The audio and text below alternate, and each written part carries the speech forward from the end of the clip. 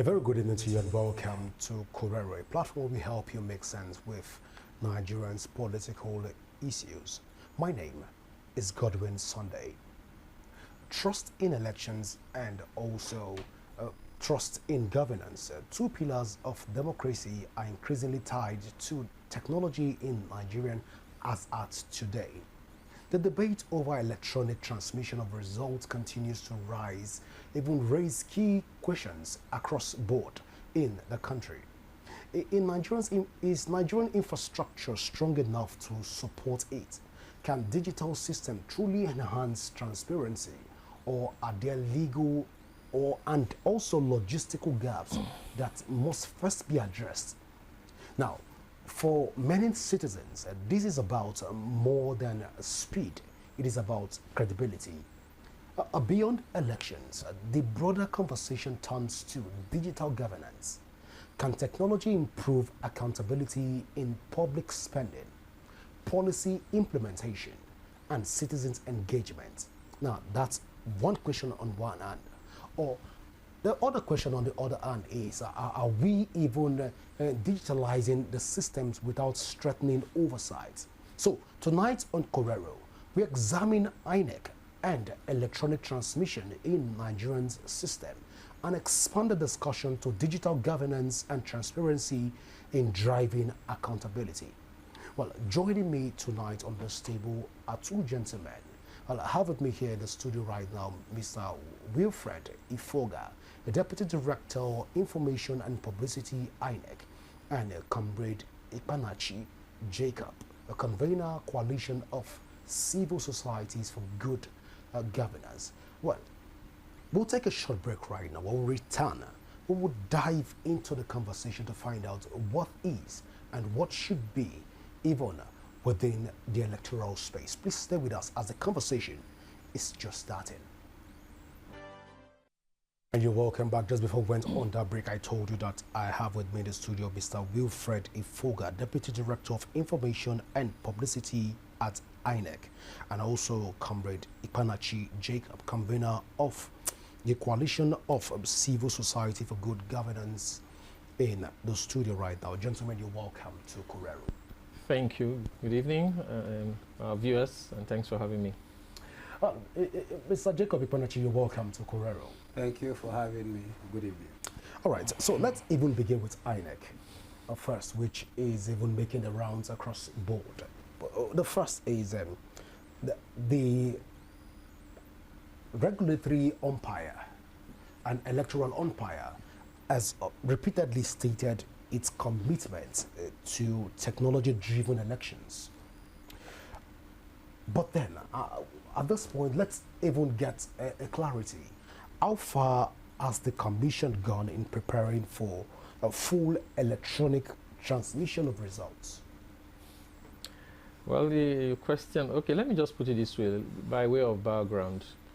The Independent National Electoral Commission is one organization, as an election management body, has actually, yes, embraced technology to ensure that its process, the activities we carry out as mandated by the Constitution of the Federal Republic of Nigeria, the Electoral Act, as well as the regulation of the Commission, we abide by it in order to ensure that activities go smoothly. If we go back in time, we find out that before now, because of the kind of register we do have, there were a lot of anomalies in it. Because during elections in time past, you see situation of multiple voting by one individual or multiple accreditation by one individual because of the kind of register we had then. Before the Commission decided to digitalize it, this was as far back as 2002, okay? The Commission started it on its own. It's not like anybody started. I remember we started with the OMRO form. It had its own deficiencies. And later on, we started using the direct data capture machines, okay? That one was also phased out because as technology improves, we upgrade as well. And then we came up with the smart card reader because we now have the digital register. So in 2010, when Professor Jega was the chairman, we now introduced the direct data capture machine. where every voters at that time were captured in the field. We introduced it, and we now had the register for the first time that we can build on. So we are no longer, creating a particular period for registration. Then you used to have people coming out to register. So we did that. Then that one also had its deficiency because during the election, because we really want to, verify and authenticate that this person is a true registered voter, we had what we call the smart card reader, because then the voters' biometrics were taking the thumbprint, okay, to identify this voter. But something happened because of the process of registering. Some person's fingerprint couldn't be captured on election day. And situations whereby you find your name on the register, your photo is there, you even have the Inec card, but for the fact that the smart card reader couldn't read your fingerprint, you might not be able to vote. So then they now introduced what we call the incident forms, in order to cater for such issues or challenges, so that because we want everyone to be included. After all, we preach about inclusivity. Everyone should be part of the system. So, but then people now abuse that privilege of the incident form, where people will outrightly say the smart card reader is not working. They will just start using the incident form, still going back to square one. And thereafter, the commissions looked at all this, and an improvement came. That was how the bimodal voter accreditation system, otherwise known as the BVAS, was developed. You see, that device was something that came from the commission, because I heard recently where someone, public figure, was discrediting, no, it's only Nigeria they use BVAS, they've not heard anything like that. Oh yes, if something comes from Nigeria out of our ingenuity, it should be praised. What's the essence of the BVAS? The BVAS is to ensure that as a registered voter, we capture your fingerprint, we take your photograph. Fine, there's a new technology where facial recognition is another way of recognizing. So now, facial recognition was now incorporated into the devices we are using. So the BVAS has eliminated this double or multiple accreditation or double registration. This BVAS is the same machine we use for registration, but during registration we call it the IVED, which is the Inec Voter Enrollment Device. This BVAS is the same machine too that we use during election day by the presiding officers to take a photograph of the polling unit result, which is now uploaded in some people call it transmit as well, to the IREV, that is the Inec Result Viewing Portal. So that's what we have been doing, and ever since then the Commission has been improving on the methods we use for election management, the result management, to ensure that things go out well. Fine, and like what is trending right now, there's a lot of hue and cry about real-time transmission of results. We'll come to that part. It's not like I'm delving into it. So we'll come to the real-time transmission of results. But for now, let me just say this. Based on the network we have and everything, the commission that actually came up with this uploading of results on the IRF so that people can see it. Yes, the essence of it is that whatever happens at the polling unit, as the network allows, people can immediately see what has happened as far as it has been uploaded. So whether it is done immediately when the network favors, or it drops later when the network doesn't favor, the commission is out there to use whatever it has at its disposal now to conduct the elections. Well, let me at this point even come to Mr. Jacob, Yes. who is from the civil society angle. Yes. You've been able to interact with people on the field. Of course, Yes. for the last couple of weeks, Yeah. we've seen Nigerians protesting even at the National Assembly, calling for real-time transmission of results, Yes. which we're still having a back and forth around. But in reality, Yes. how feasible is electronic transmission of results within the realities of governance and the infrastructure in Nigeria? Is it possible for us to even have a real-time transmission? Yes. Thank you and good evening. It is highly possible. The possibility is embedded in the idea of government's political will to be able to achieve it. Now, the political will is what the civil society cycle is out to ensure that is extracted from the quota that is needed from which is the National Assembly, which makes law. So, the possibility is not a rare thing. It is ongoing in so many countries. It's not as if it's a technology that is a skyrocket science. So, what is needed is the ability of government to consent to the demand of the civil populace. which is what is rare in this case, maybe for some obvious reason of the attempt to want to subvert the election. And most importantly, Nigerians are crying for this because there is a quest to improve the integrity of our electoral system, which comes from technological engagement in our processes. Interesting. Let me return back to Mr. Wilfred. Okay. In this case. Now, the fear for a lot of Nigerians is that the beavers has failed Nigerians in the 2023 election. We saw a lot of irregularities and malfunctioning of the beavers across different sectors of the country. A lot of Nigerians till date will tell you that the likes of Peter Obi and Atiku Abubakar won the last 2023 elections, but the results that they had spoke differently about the outcome of that election. But looking at the real-time transmission, what specific technologies are currently in place to even guarantee or secure real-time transmission for polling units at this point? Has INEC improved with the real-time transmission of results?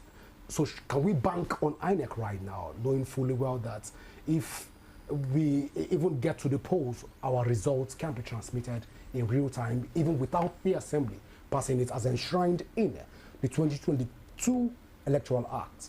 Okay, I would like to correct first of all your narrative. The beavers didn't fail.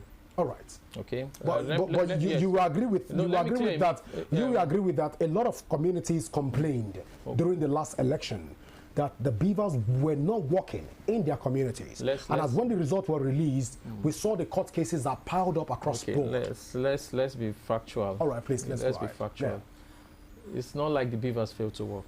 If you say probably, maybe people did not see the result drop on the IREF as expected, I can agree with that. But saying the beavers didn't work, it's out of it, because the beavers is the machine for accreditation. Let's get it clear. The bimodal voter accreditation system, the beavers, is used to accredit voters. That ensures that a voter is properly identified, verified, and authenticated to vote in a particular polling unit. All right? And it is the beavers record that does audit check for the manual accreditation that is done on the voter register. I don't know, probably if I've participated in any election in Nigeria, probably as a voter, you find out that there's already a voter list. They check your name on that voter list. After the beavers has done the accreditation, then it is matched. Then at the end of the polls at that polling unit, the records of the beavers is now used to check that on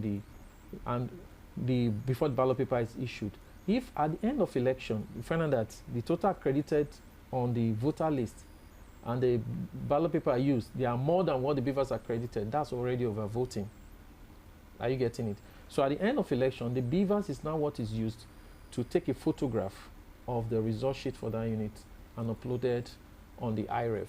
I think one thing people are trying to say is that, I think from this electronic transmission, I think what they are trying to still agitate for is that the electronically transmitted result, or what is uploaded on the beavers, because that is what they have seen and is uploaded, that it should be accepted just in case there are discrepancies. Are you getting it? I think maybe in the last listing, from the court, they didn't accept it because we have the manual one, so that's one is relied upon. But then I think they're agitating now that it should also be upheld as well, where there is dispute between them. But there's one thing the commission is also doing. The commission is also ensuring that even before the presiding officer's result sheet is uploaded, it should be error-free, so that there will be no discrepancy just between there and the collation point. Because there's another thing too. The fact that you upload a result from the polling unit before going to the collation center does not make the polling unit result correct. At times, the collation officer also interrogates it to ensure that the calculations are done properly. And when it is wrong, or maybe there's an error, it's either corrected or not accepted if they now find out that there's overvoting. That will not definitely bring a difference between what was uploaded and what was actually entered by the collation officer. But just to clear your doubt too, that INEC is ready to use any technology that is approved for us to use. And whatever the law or the electoral framework brings forth for us to use to conduct the election, to manage the result, we will definitely do that. But that's interesting to know. But a lot of Nigerians have also said Yes. the IREV and the beavers is a scam by politicians in order to manipulate the electoral system. Pre-election, during the election and post-election, it gives different results, like what we've seen play out so far. Can we say at this point that Inec has become a tool for politicians to manipulate electoral results? Okay, I would like to pose this way. If Inec has not brought in the beavers and the IREV wasn't there, how would people have known that there are discrepancies in the results? They won't know. The IREV is like an audit portal. But the agents across different polling units come out with different results. Exactly. And what is being interpreted, even submitted to the beavers, is quite different. We've seen cancellation, even and cancelled results across different polling units. And this was signed by the presiding officer assigned to those polling units. And then it was upheld by Inec as being valid. As such, one begin to ask, is the beavers actually a scam? Is the IREV a scam for Nigerians in order to favor certain political class? Okay, beavers is not a scam. Beavers, like I said, that's why I defined it, so that you know how to use it. That's why because we've seen underage even captured on the beavers in different parts of the country. See, okay, let's put it this way. Please. Yes, the fact that you say they are underage, I'm not there. The fact that the people say, let's allege on the underage syndrome. The beavers does not identify an underage. What the beavers identify is someone whose fingerprint has been taken and the photograph is there. So the beavers does not have the capacity. Even in physical appearance, even in physical appearance, it is captured that this person is not qualified to vote. The person has a voter card. Okay. I'm just saying reality now. The person has a voter card, and the information is in the beavers. The biometrics is already there. So the beavers cannot reject that person. So it goes on probably the presiding officer who will probably want to doubt that, oh, you are not of age. But then you find out there are certain places where the people will not like, now you born now. My Peking, it's just small, it gets small body. I'm just trying to use our local, how they describe it. And at times, if you are not too careful, especially with our officials there, you understand, because most of the time you find that they connive to do these things. Are you getting it? So that aside, but I'm just like that. The beavers is not a scam. The beavers has come to a check. That's why. How did the issue of vote buying come about?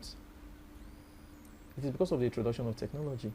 So they now find out that they can no longer do what they do, multiple voting and things, because the beavers has actually cleared that out. They can't do that.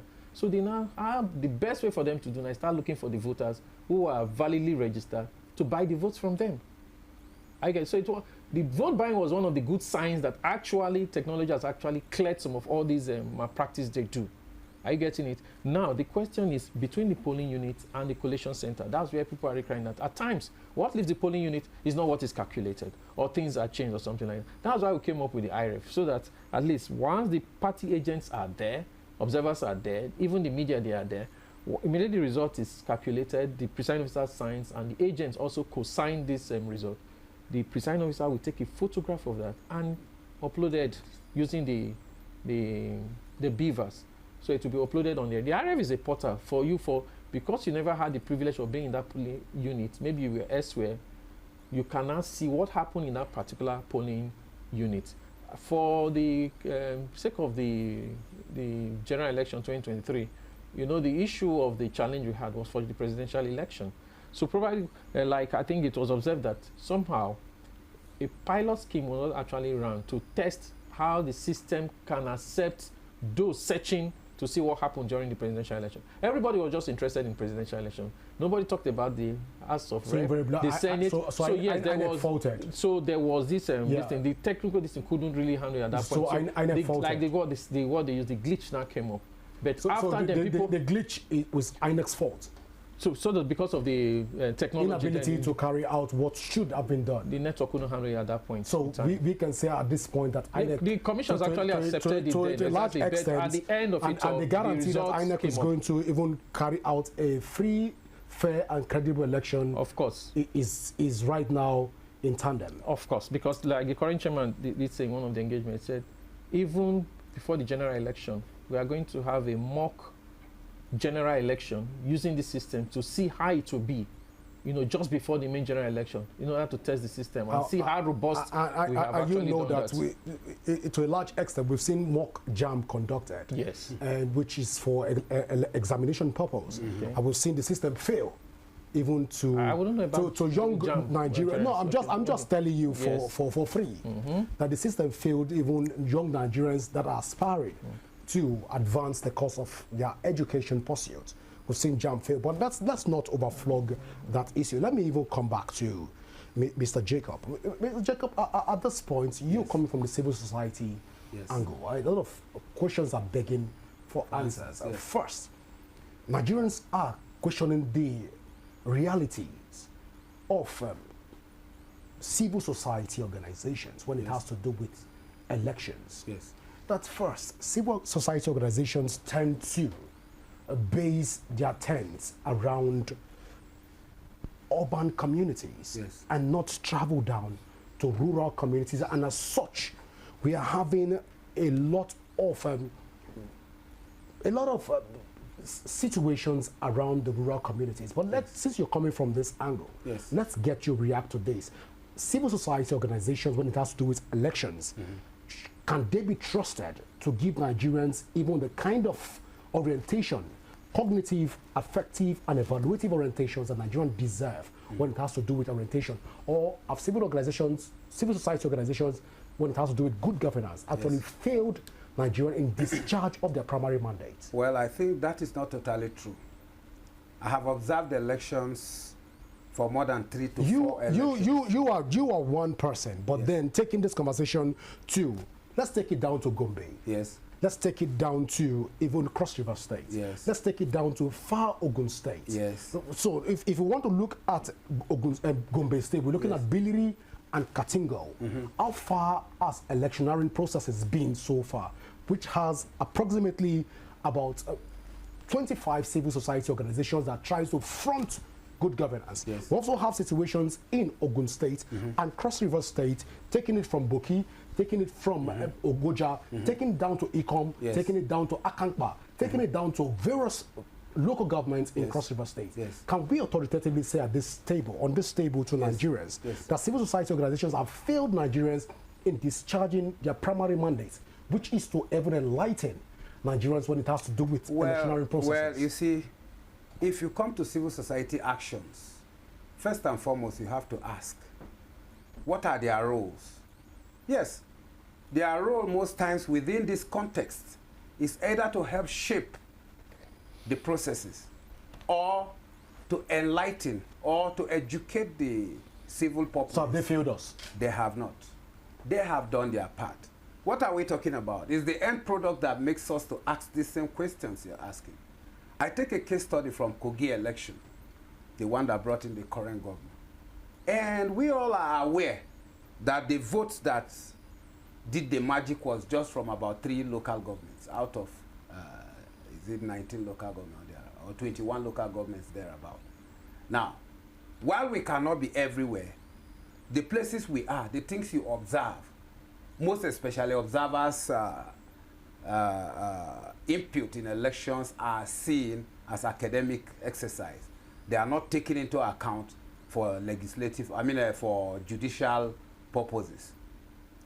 In that case, what are you going to do with it? Most of the civil society you are talking about are observers, though there are some of them that are election monitors. But then, coming to the context of why it is so, there is an overbearing influence on the process by sitting powers within the states. And if you have such, I'm telling you, the work of the civil society become a bit tedious and a bit difficult. Where you see things and you observe and you report, it does not change much. You are aware that in the middle point of the election of Kogi State, like I use as a case study, the collation was even stopped for some hours because various irregularities were observed. People were found with already written results and what's it called? And sensitive materials. How did they get them? Some coppers were caught with money. It was visible during that 2023 Kogi election. So you're saying at this point at Olomaboro, Ankpa, Dekina, which is largely even populated. Yes. Taking it down to, so you're saying at this point in time that civil society were able to penetrate into the society. Yes. You observe the election, yes. but electionary processes in Nigeria have three dimensions. The pre-election, yes, the election itself, and the post-election. Yes. Civil society organizations are largely receive funds from donors. Of course. To be able to observe these elections. Yes, and not in all cases. Wait, they receive funds yes. to observe the elections in Nigeria. Yes. I'm curious at this point. Yes. If funds were given yes. to civil society organizations to even look at civil society organizations, yes. very much has to do with good governance. Can we say at this point on this table to Nigerians, especially to Olomaboro, yes. which you've mentioned, Kogi, yes. to Dekina, which is in Kogi State, yes. and other part of Kogi State, across the various local governments in Kogi State, that the civil society organization have failed them in the discharge of their primary mandate. Let me correct one impression. From the pre-electionary process. Yes. Can we say the civil society organization has failed them? We have not failed. Let me still correct. I don't want to go by extension to other parts of the country. Yes, I want to correct an impression. That funds are made available for civil societies. He is here. He works with Inec. The only thing we get from Inec as observers is when jacket. The last election, we did not even have jacket. Civil societies observers did not have jacket. The only thing we had was tag and writing materials. So what funds are you talking about here? Most of the civil society that engage in electoral, education and reform issues, a few of them get access to these funds like you are saying. And how many are there within the context of a country as large as Nigeria? Then voter apathy is one of the major factors that even if the civil society do all they can, it will still affect the idea, because politicians have pumped the system with the idea of vote buying, which he mentioned earlier. So you get to a society where people are already having a straight mindset about elections. Your education on election to them does not make much meaning because of another factor outside voter apathy. The other factor is that our political parties are not ideologically based. They are just seen by Nigerians as a tool or a vehicle to achieve power. So, in so saying, it becomes difficult for you to educate a man that in a country that is populated with unprepared masses in the sense that there is low level of education in these areas that you are mentioning. So there are so many factors that are the Nigerian factor that's come into play during and after elections. Now, if you must get this right, the civil society organizations are supposed to be in their mass involved, funded, given the directive to be able to make their input in elections to become tenable in courts. There are so many civil society organizations that are ready to stand as witness at their electoral observation. But eventually, you don't have that. They are not captured as part of the people that should Comrade Joseph, by extension, you've implicated Inec. That Inec he's here to defend. Inec did not give you the civil society organization enough tools to even work. So the part of the blame comes to Inec at this point, that Inec also failed the civil society organization. But then, let me bring this to you, Mr. Wilfred. At this point in time, the fear for a lot of Nigerians when it has to do with the 2026 general elections, 2026 elections, off-cycle elections. Off-cycle, okay. And also the 2027 major elections is the fact that they have not been, we've not been able to address the issue around the telecommunication and provision of internet for all of the various 774 local governments in the country. Now, when we look at this, which is a major challenge, we still have communities in Bayelsa, we still have communities in Bauchi, we still have communities still spread across Taraba that still do not have strong internet presence. At this point, to what extent is Inec collaborating to even look at all of this concern and be able to address all of this issue to ensure that we have not just a free election, but fair and credible, that every Nigerian is able to participate? Okay, first of all, let me correct something there. Just before I address the last question you asked, the issue of collaboration with civil society with the Commission is quite cordial. It's not an issue of funding. We don't fund civil society. It's not our responsibility. Their activities is quite independent. So if we start funding them, it means probably they'll have to do our bidding. What we ask them to write is what they will write. They are supposed to watch us. Where we feel we are underperforming, they let us know. Whenever they write their reports after the observation, we look at it and see where it helps us. We try to improve on that.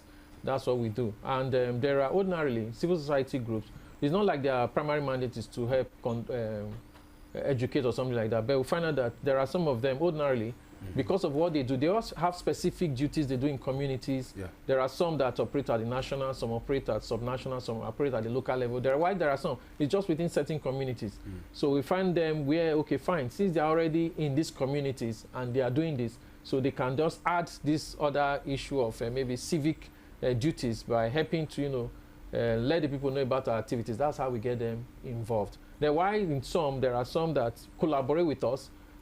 We give a kind of support, especially for door-to-door sensitization. It's not like we are paying them for anything, but okay, like a token to say to aid whatever you're doing, we give them voter education materials to help them. Some come up with their own plans and designs, then we look at it, and if it's in tandem with what we want to do, we approve and we ask them to go and do it. So that's how we collaborate. So it's not an issue that we fund them. No, we don't fund them. They are independent so that they can speak. We don't want to tie anyone down. Away from the civil society, let's get to the telecommunication and even the security collaboration. Because the fear for a lot of Nigerians right now is that there are still communities in the country where we don't have internet provision. Okay, fine. If we have to look at communities that don't have internet provision, then we'll not have to look at the percentage. All right? But apart from that, are we really looking at the internet connectivity now?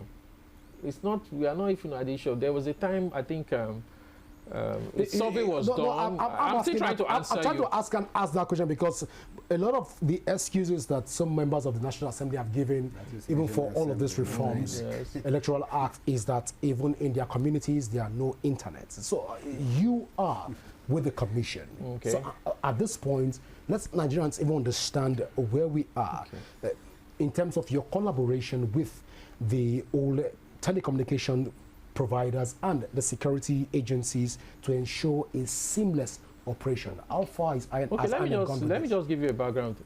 Even before these people started saying, the commission is aware not all areas are actually covered, but that didn't stop us from saying that all results generated during the election will be uploaded.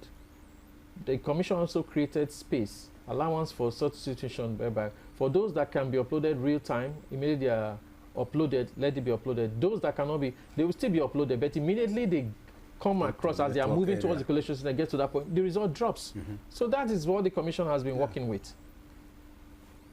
So that's the collaboration we've had so far. We have been using it. But so far, so good. I've just mentioned certain communities across the country. Yes. Where till date, and some senators and House of Rep members, National Assembly members, have cited some of their communities that doesn't even have enjoy some of this privilege that some of us within the urban areas enjoy. But looking at this again, it's 4 years into the 2027 election, and by extension 2026 off-cycle elections. And Inec is not collaborating or advancing its course with all of this, or I might be wrong, but then let me get you even react to this as Inec advance the course of collaboration with internet service providers. Well, I'll say you're wrong because let me get you correct. That's why you are here for us. Exactly, just to correct that impression. Inec has been involved in discussions with the NCC, okay, to ensure that. So they've let us let the commission know where they have their coverage and everything. Like I said, there was an option out of it, just in case. Like I said, for those who have the connectivity, it's uploaded and you get it real time. Those who don't have it, immediately you are leaving because virtually all collation centers we have connection to network. If not even at the collation center, even as they are leaving for the local government quotas, there's a connection there that will get them, and these things will be uploaded. Then and also the other question we're talking about, that's not even the duty of INEC to actually carry out. It's a national thing. Let the country as a whole strengthen their communication. But the commission is in charge of elections. We are not in charge of communication. But you're in charge of elections. We are in charge of elections. So we are only adopting the communication in order to, because of what we are using, in order to upgrade. Are you getting it? To also protect the sanctity of the results, so that everybody will see that no one is tampering with it. So everybody will see that, okay, as it lives here, this thing, so everybody can track it. I think the issue of the tracking, that's where this one comes in now. So that's why I'm adopting it. But I know people mention in this country, there's no country at times that use absolute, one method in order to, collect their results. I think the only thing there is because of that trust. Where between this point and this point there's issue. But INEC didn't make it seem this way. INEC made it look like a perfect system that's been created to solve all electoral issues. But that's on one hand. But at this point, Nigerians watching us right now are curious, based on the number of questions that we even have on our socials. Are curious. Are we expecting a fully digital election cycle? From accreditation to result coalition in even the 2026 and 2027 election? Because again, the Abuja election is going to put INEC again on a litmus test to test some of the materials that INEC will say that they've advanced. Are we expecting a fully digital election come 2026 off-cycle election and 2027? When you say a full digital election, so what are we looking at? Well, election where the BVAS works. Elections where the IRF works perfectly without any infringement. Elections where collaboration has been made with different, or perhaps a customized internet provider to be able to give us a real-time result. Have INEC been able to advance to discuss? Okay, let's put it this way. All right. I will not say INEC cannot advance more than the level the country is. It is what the country has to offer that INEC can use. Okay, let's get that clear. So Nigerians are doomed. You are the one saying it. Well, I'm just curious. I'm curious. Let me clear this. Election-wise, are we doomed? Let me clear this. You see, most of these things we are facing, probably we have to look back at our culture, how we view things. Don't forget that as INEC is trying to improve on the system, there are those who are trying to beat the system as well. There are those who don't want it to work. Are you getting it? The registration process has been fully digitalized, and that is how the BVAS came in, to ensure that you cannot vote more than once, you cannot be accredited twice for a particular election or a particular unit to vote twice. You cannot do that any longer. Now, I think where the cry is now is the result management. All right? If probably as the result was uploaded and everyone saw it, probably because all this thing came because of the 2023 general presidential elections, not the other elections. Are you getting it? This whole thing, this whole discussion is surrounding the presidential election. And the commission has been able to identify what actually happened. So it is the result management. But now there's one process, for example, even in the collation, there's what we call e-collation, where even as the collation officer is trying to enter the figures manually, there's a system there what we call the collation support and result viewing system.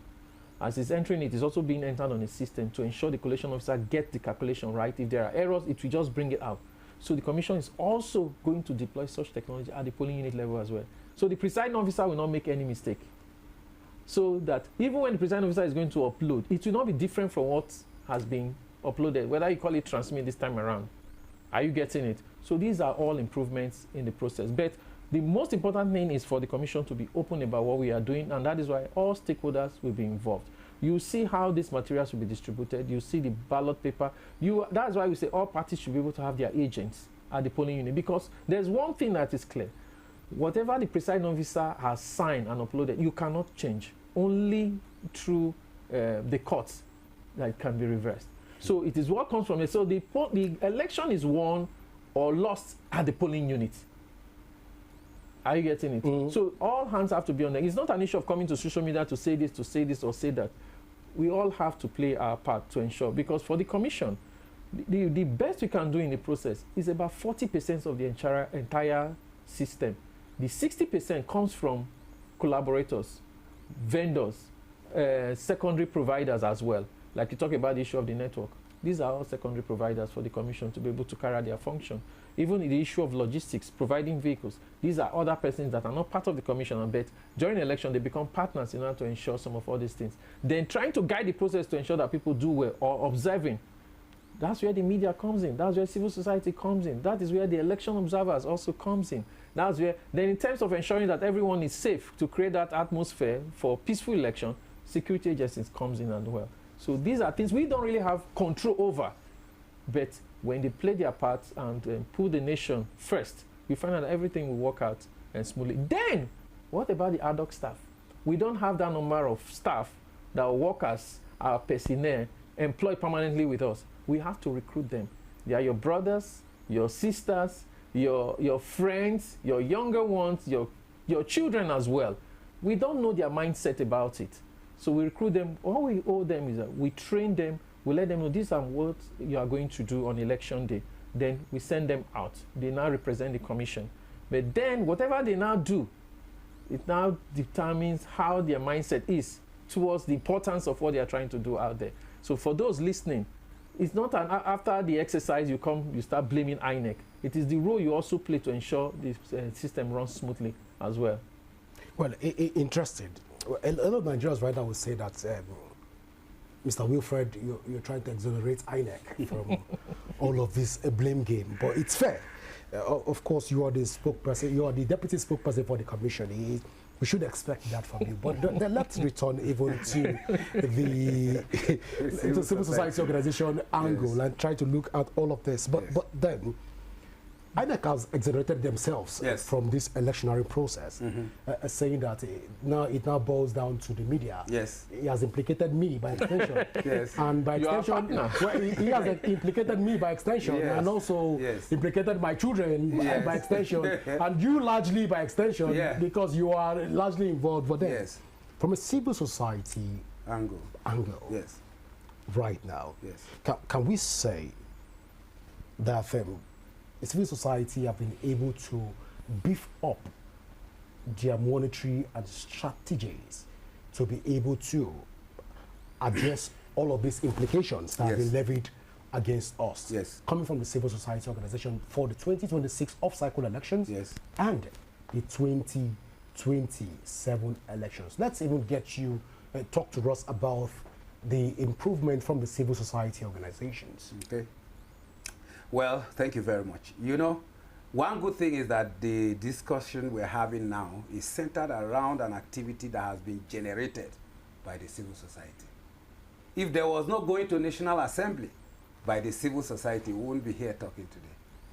If there is no agitation by the civil society that resumes every day to ensure that there is real-time online electronic transmission of results at the National Assembly, which went on even down till today, we wouldn't be talking about this.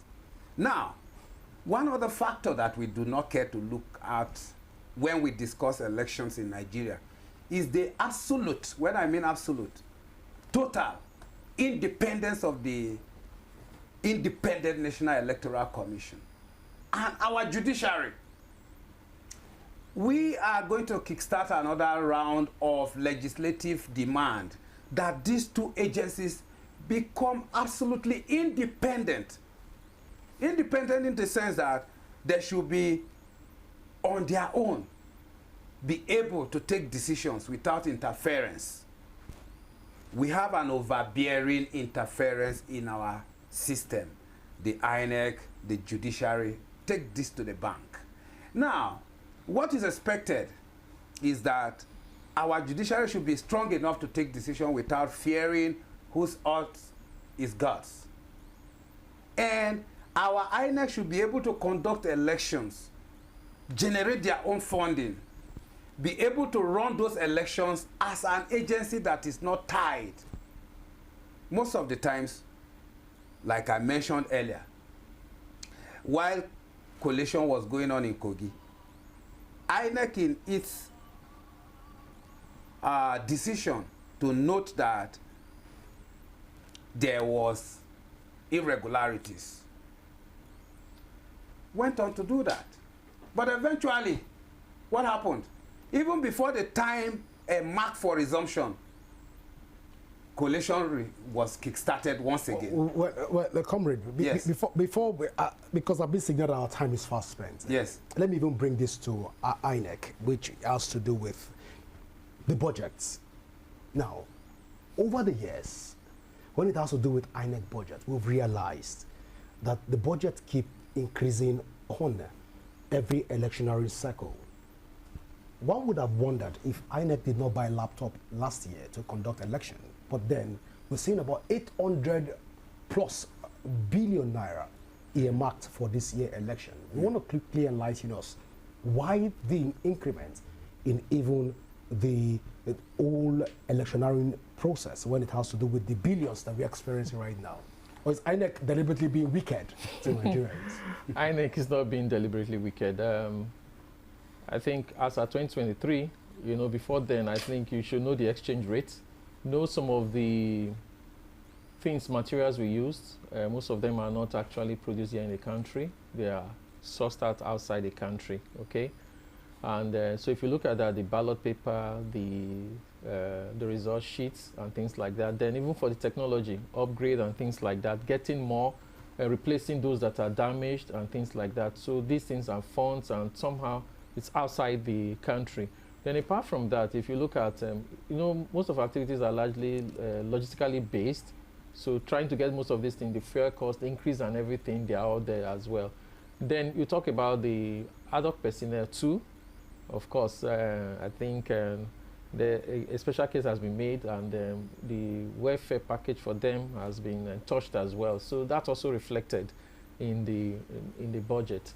And there are some other things too. So you do not expect, and we'll have our off-cycle elections that will also take place. So these are some of the things, and the breakdown is there. And I would say for the joint committee that the chairman defended the budget before, they asked, "Are you sure this will be enough for you, just in case, so that it will not be like they'll be blamed at the end that enough funding wasn't given to the commission." But it was a nice section they had, and we hope.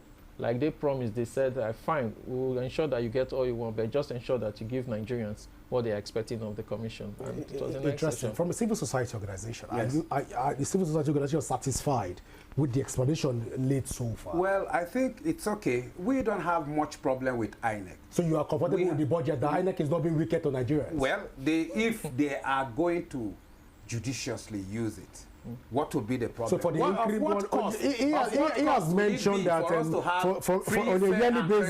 on a yearly basis, on every electoral cycle, we keep having an increment in all off. Well, with the factors he has adduced, a reasonable person should understand. How much was $1 as at when the last budget was made? How much is $1 today? Well, let's hide under the dollar, even though Nigeria is not a dollarized economy. But let's hide under the dollar to help. It's the exchange rate. Let's hide under the dollarized economy to allow INEC and allow that to fly under INEC purview. But then we'll take this to be a conversation part one. Yes. Exactly, because there's another thing, like the civil societies. Yes. There were a lot of things, you people really, advocate for inclusivity. Yes. So there are a lot of things, and maybe change style of certain things. So the commission actually looked into those things, and because of that, they don't come with things that will improve the process and we throw it out. No, we looked at it. If it's what it's, the commission makes a case for it, and that means if we have to procure those things, we have to go about it. Anything that makes the process seamless and everyone participates without stress, the commission we adopted. Well, that free information that went to the civil society organization, I think they owe us. They will have to submit a voucher to civil society organization. They are for them good to be able to do. Yes, they do a lot to ensure will we definitely, work well. Rapid TV will definitely submit a voucher to the civil society organization. But gentlemen, I want to say thank you so much for finding time to be on the show today. Thank you. Well, viewer, this is how far we can go tonight on Corero. Do not forget that you can leave a comment and join the conversation across all our social media handles currently showing on your screen. And you can also download the Rapid TV app from your Android and iOS devices to keep track of our broadcasts. My name is Godwin Sunday. Always remember that peace and unity are the pathways to progress. Do enjoy the rest of your night rest. Bye for now.